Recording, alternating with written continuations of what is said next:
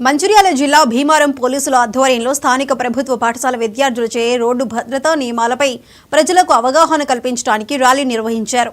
ఈ సందర్భంగా ఏసీపీ వెంకటేశ్వర్ మాట్లాడుతూ వాహనాలు నడిపేటప్పుడు తప్పకుండా హెల్మెట్ ధరించాలని సూచించారు. వాహనదారులు తప్పనిసరిగా వాహన ధృవీకరణ పత్రాలు, లైసెన్సులు, ఇన్సూరెన్స్ పత్రాలు కలిగి ఉండాలని తెలిపారు.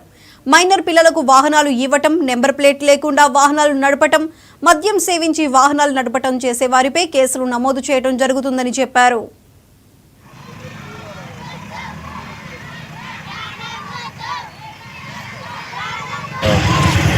ఉండడం అనేది చాలా ముఖ్యం.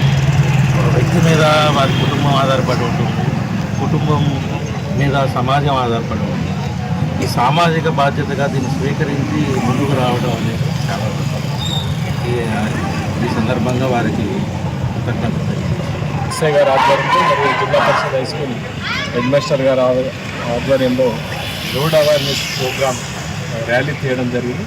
ఈ ర్యాలీ యొక్క ముఖ్య ఉద్దేశం ఏంటంటే జనాలకు అందరికీ కూడా ఈ రోడ్డు భద్రత భాగంగా ఈ సిగ్నల్స్ కానీ, తర్వాత రోడ్డు మీద ఉన్నటువంటి లైన్స్ విషయంలో కానీ, తర్వాత రోడ్డు మీద ప్రతి ఒక్కరు కూడా హెల్మెట్ పెట్టుకొని పోయేటట్టుగా మనం చేయడం జరిగింది.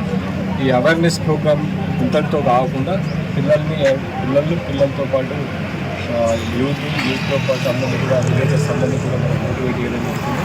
ముఖ్యంగా చాలామంది రోడ్ యాక్సిడెంట్స్ అన్నీ కూడా హెల్మెట్ లేకపోవడం వల్లనే జరుగుతున్నాయి. దయచేసి విలేజెస్ చెప్తున్నది ఏంటంటే హెల్మెట్ లేకుండా ఎట్టి పరిస్థితుల్లో బయటకు వెళ్ళకూడదని చెప్పి మరీ మా పోలీస్ శాఖ తరఫు నుంచి విన్నవిస్తున్నాం.